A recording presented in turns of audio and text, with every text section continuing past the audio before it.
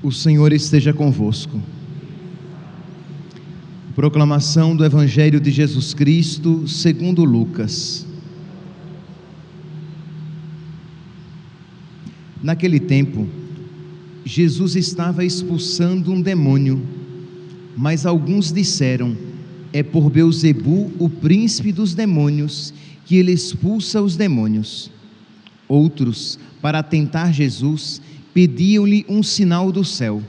Mas, conhecendo seus pensamentos, Jesus lhes disse: todo reino dividido contra si mesmo será destruído, e cairá uma casa por cima da outra.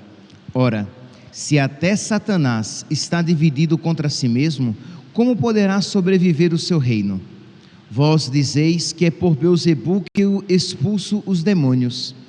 Se é por Beelzebu que eu expulso os demônios, vossos filhos os expulsam por meio de quem? Por isso, eles mesmos serão os seus juízes. Mas, se é pelo dedo de Deus que eu expulso os demônios, então chegou para vós o reino de Deus.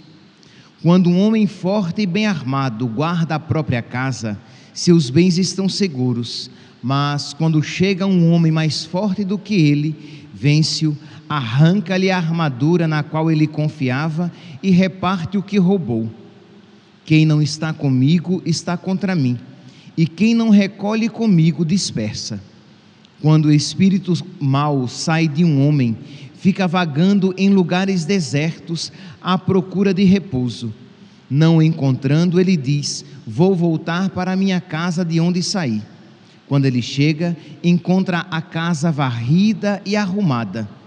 Então ele vai e traz consigo outros 7 espíritos piores do que ele, e entrando, instalam-se aí. No fim, esse homem fica em condição pior do que antes. Palavra da salvação.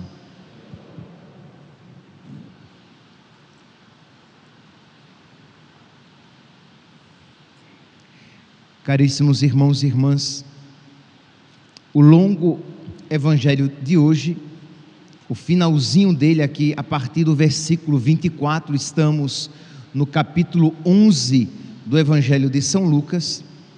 A partir do Evangelho 24, do versículo 24, nós temos ocasião de refletir sobre um trecho um pouco confuso. Ele diz assim: quando o espírito mau sai de um homem, fica vagando em lugares desertos à procura de repouso. Não encontrando, ele diz: vou voltar para a minha casa de onde saí. Quando ele chega, encontra a casa varrida e arrumada. E ele diz, então ele vai, traz consigo outros 7 espíritos pior do que ele, e entrando, instalam-se aí.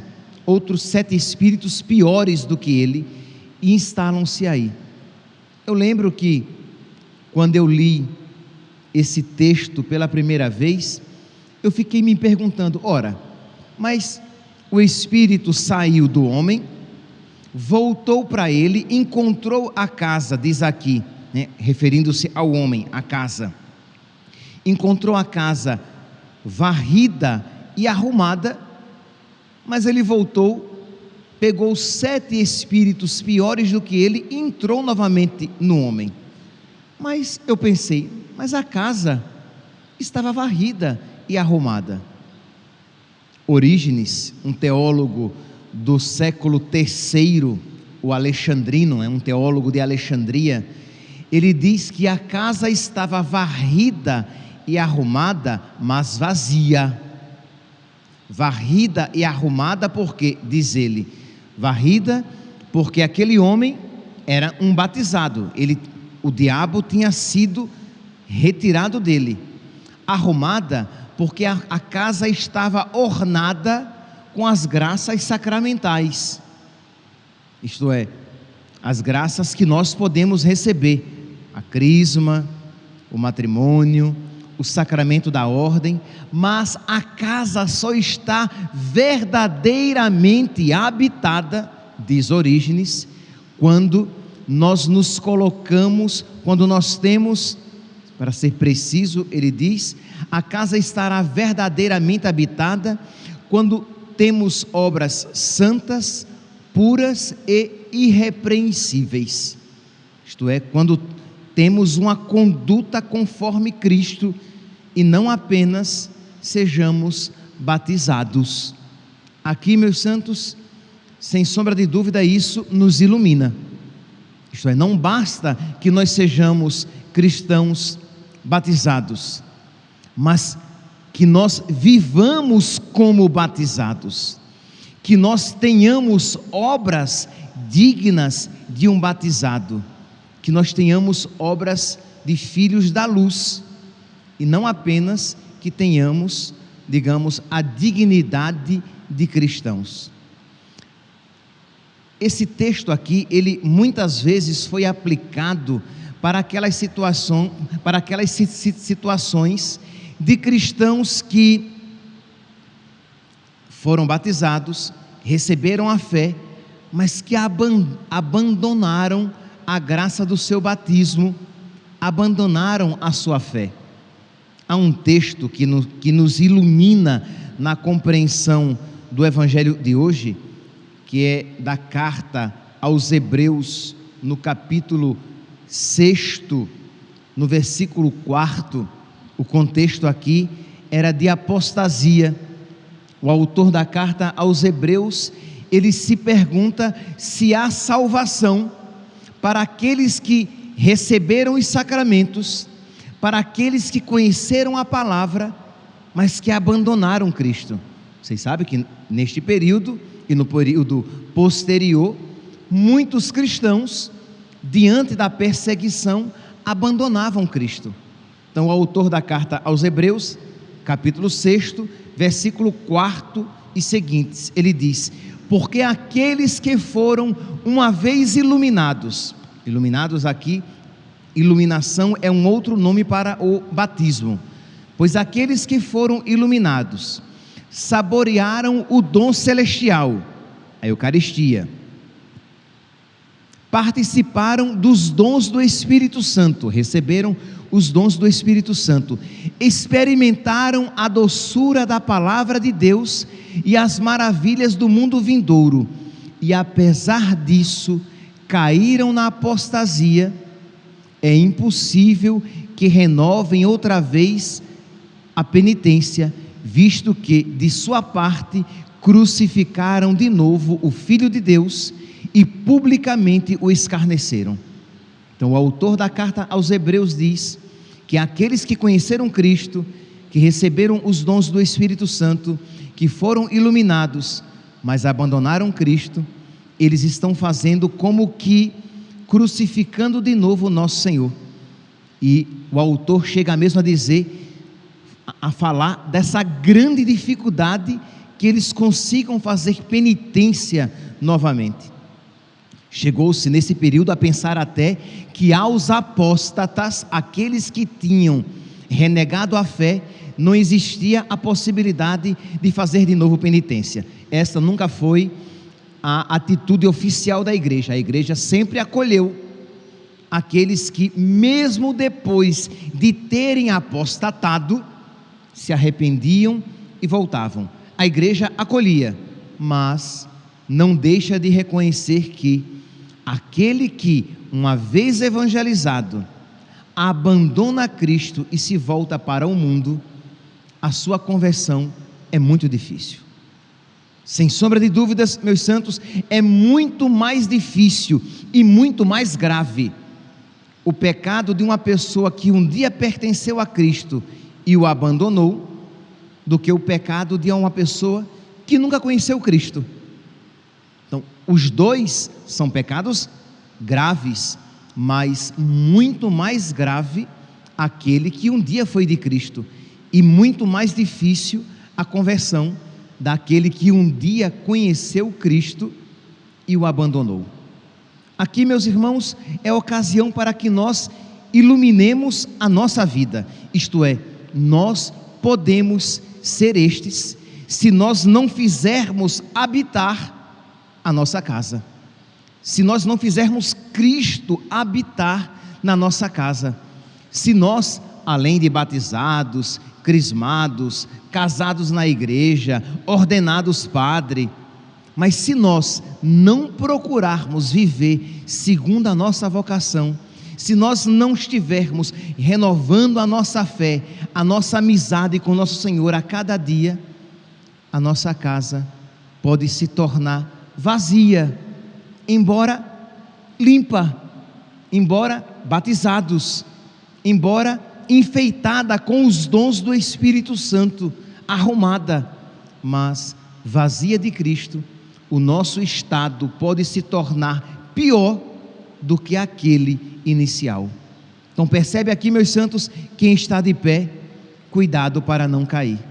Nós precisamos a cada dia renovar a nossa fé, a cada dia nos fortalecer em Cristo, a cada dia procurar crescer ainda mais no amor a nosso Senhor. Por quê? Porque enquanto estivermos neste mundo, a nossa alma sempre estará em perigo.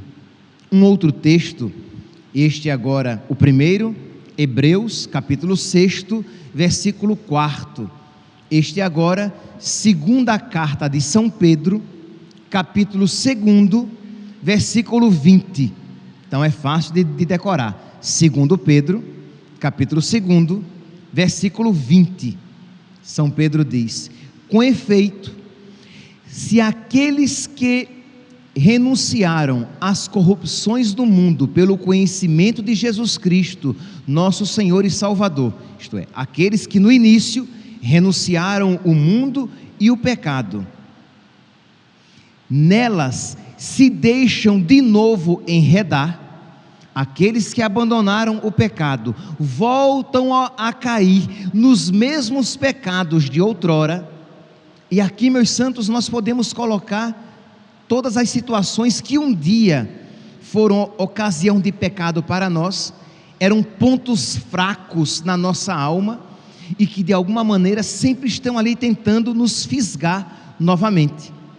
Por quê? Porque de alguma maneira, se um dia fomos escravos daqueles pecados, de alguma maneira eles têm a possibilidade de acesso à nossa alma.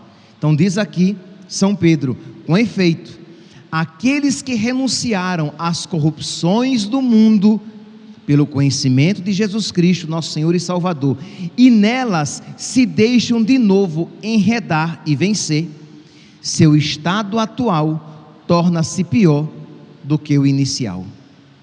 Isto é, a pessoa então, quando ela volta novamente aos pecados de antigamente, não tenha dúvida de que o estado dela será pior do que aquele inicial. E continua no versículo 21. Ouçam que frase forte: melhor seria se nunca tivesse conhecido o caminho da salvação, do que depois de tê-lo conhecido, tornarem atrás, abandonando a lei santa que lhes foi ensinada. Melhor seria que nunca tivessem conhecido. E São Pedro então conclui com uma expressão do livro dos Provérbios: aconteceu-lhes o que diz com razão o provérbio: o cão voltou ao seu vômito. Vomitou e voltou a lamber, a comer o seu próprio vômito. Meus irmãos, esta palavra precisa nos iluminar. Isto é, quais são os seus pecados, as suas fragilidades, os seus pontos fracos, que um dia você os combateu, mas que agora, devido à sua tibieza, ao seu desânimo, isso tem ganhado proporção na sua alma. Cuidado, porque o seu estado, então, se você voltar à vida velha, você se tornará pior do que aquela que um dia você foi. Por isso que nós precisamos valorizar muito, valorizar fundamentalmente a nossa vida de oração. Nós precisamos nos agarrar à nossa vida de oração como se agarra a um bote salva-vidas em alto mar. Imagine um navio que naufragou e tem apenas um bote salva-vidas. Você se agarra a Ele, porque você sabe que sem Ele você morre, você afunda, você não vai aguentar. Assim é a nossa vida de oração. Se nós não levarmos a sério, de verdade, a nossa vida de oração, nós iremos voltar ao nosso próprio vômito, nós iremos voltar aos pecados de antigamente, e nós nos tornaremos piores do que aqueles que nós éramos antes da nossa conversão. Então precisamos levar a sério esta palavra de nosso Senhor. Isto é, se nós não levarmos a sério, o nosso estado depois será pior, porque a nossa fraqueza vai arrastar outras 7 piores fraquezas. O nosso demônio atrairá outros 7 piores demônios que vão habitar a nossa casa, e o nosso estado atual será pior do que o de antigamente. Meus irmãos, se nós olharmos, eu aqui fiz uma aplicação pessoal, individual, na sua alma. Se nós olharmos para o mundo cristão, nós veremos algo semelhante. Isto é, o ocidente cristão hoje, ele tem se tornado pior do que o ocidente antes de conhecer Cristo. Porque o ocidente, antes de conhecer Cristo, ele era pagão. O ocidente atual, ele é apóstata. O ocidente antes, ele era pecador, ele era pagão. O ocidente hoje tem renunciado Cristo e blasfemado contra Cristo, e como que mais uma vez crucificado Cristo. Então nós podemos ver que a responsabilidade, perdi aqui a palavra, a importância, mas não é essa ainda a palavra, a urgência, a gravidade, esta é a palavra, a gravidade do pecado hoje é muito maior do que a gravidade do pecado do ocidente quando não conhecia Cristo. Porque muitos pecados de hoje são os pecados de antigamente, mas hoje é alguém que conheceu Cristo e que retorna ao próprio vômito. Nós vemos todo este processo de repaganização. O ocidente que vira as costas a tudo aquilo que aprendeu de Cristo, o mundo atual, as nações que viram as costas para tudo aquilo que aprenderam do Evangelho e voltam novamente a viver os pecados de antigamente, com um agravante: eles agora estão como o que? Crucificando Cristo mais uma vez. Hoje o cristão, o ocidente cristão, dito cristão, ele não apenas volta ao pecado, mas ele erige, ele levanta como virtude aquilo que o Evangelho apresenta como pecado, apresenta como virtude o contrário da virtude, e apresenta como crime aquilo que durante 2000 anos sustentou esta civilização. Então, sem sombra de dúvidas, hoje nós estamos num estado pior do que aquele estado em que o ocidente se encontrava antes de ter sido evangelizado pelos cristãos. Mas aqui, meus irmãos, é apenas uma apresentação, uma macro apresentação, mas o que nós podemos fazer é mudar a micro situação, isto é, mudarmos a nós mesmos. Uma vez chegaram a Santa Teresa de Calcutá e disseram: irmã, a situação da igreja está tão difícil, o que nós podemos fazer? Ela olhou para aquele que lhe perguntara e disse: nós podemos mudar, você e a mim. Isto é, nós vemos a situação no ocidente, no mundo, nas nações, mas nós, simples nós, o que nós podemos fazer é o que? É mudar a nossa situação, é arrancar então essa tentação de retorno em nós, de retorno ao pecado, é sanar aquilo que nós sabemos que nos levará a uma apostasia, que pode não ser uma apostasia propriamente dita, pode ser que você nunca venha dizer explicitamente que você renuncia a Cristo, mas a sua vida fria, tíbia, medíocre, vai levando você cada vez mais a um afastamento daqueles valores que um dia encantaram o seu coração, daquelas virtudes que um dia fizeram os seus olhos brilhar, daquele desejo de santidade que um dia impulsionou a sua alma.